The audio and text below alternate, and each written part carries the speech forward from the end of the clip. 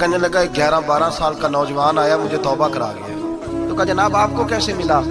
تو وہ شخص کہنے لگا حضور کل میں گیا بازار, میں نے بغداد کے چوک سے 10 کلو مچھلی بھی خرید لی اور کچھ اور ضرورت کی چیزیں بھی, مہمان آنے تھے, وہ سارا کچھ خرید کے میں جب نکلا تو سامان زیادہ ہو گیا. چوک میں مزدور بیٹھے ہوتے تھے, میں نے کہا بھئی میرے ساتھ فلاں محلے تک سامان پہنچانا ہے. وہ بچہ کہنے لگا چچا اگر میں چلوں تو, میں نے اس کو ایڈریس وغیرہ بتلایا تو 3 دینار مزدوری طے ہو گئی سامان گھر پہنچانے کی. کہتے میرے ساتھ وہ نکلا اور جب رستہ طے کرنے لگا تو رستے میں گرمی بڑی سخت تھی, ظہر کا وقت تھا. ذرا ہم نے چند قدم اٹھائے, 2-4 گلیاں گزرے تھے کہ اذان ظہر کی آواز آنے لگی. تو کہتے ہیں بڑی منت کے انداز میں, بڑی گزارش کے انداز میں میری طرف دیکھا, عمر چھوٹی سی ہے. کہنے لگا چچا اگر اجازت مل جائے تو میں ظہر کی نماز پڑھ لوں. کہتے ہیں میں ایک جگہ پھٹے پہ بیٹھ گیا اور گپے کرنے لگا, سامان وہاں رکھا, میں نے کہا پڑھ لے نماز. کہتے ہیں بچہ نماز پڑھنے چلا گیا, باقی لوگ دیر سے آئے, وہ نماز پڑھ کے جلدی آ گیا. میں نے کہا بیٹے تو جلدی آ گیا ہے؟ کہنے لگا اس لیے جلدی آیا ہوں کہ آپ یہ نہ سمجھے یہ کام چور ہے, میں نے نفل چھوڑ دیے ہیں, فارغ ہو کے پڑھ لوں گا.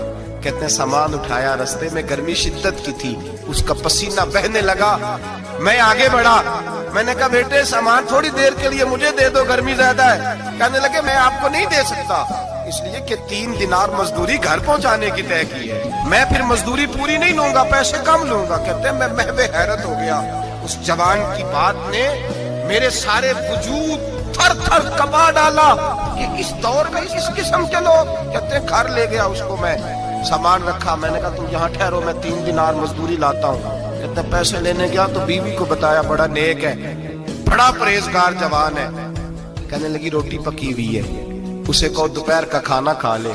کہتے ہیں میں باہر گیا, 3 دینار تھمائے, میں نے کہا بیٹے ایک بات مانو گے؟ تو کہتے ہیں 3 دینار دے کے کہنے لگا اب تو آپ مالک ہو گئے, میں نے نمک کھا لیا ہے, اب تو ہر بات مانوں گا. اصلہ نال جی نیکی کریے نسلہ تاک نہیں بھول دے, میں اب ہر بات مانوں گا. تو میں نے کہا دوپہر کا کھانا کھا لو. کہتے ہیں اس کی گردن جھک گئی اور بڑے دھیمے لہجے میں کہنے لگا میں نہیں کھا سکتا, میں نے روزہ رکھا ہوا ہے, روزہ رکھا ہوا ہے, نفلی روزہ رکھا ہوا ہے.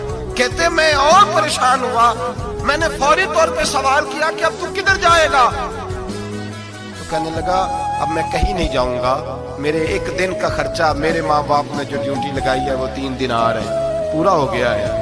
اب میں باقی جو وقت بچے گا یا قرآن پاک کی تلاوت کروں گا یا محمد عربی پہ درود و سلام پڑھوں گا. میں نے کہا افطاری کر لینا. کہنے لگا مجھے مسجد بتا دو, میں جا کے اللہ اللہ کرتا ہوں, مجھے شام کو لے آنا. افطاری ہمارے ساتھ اس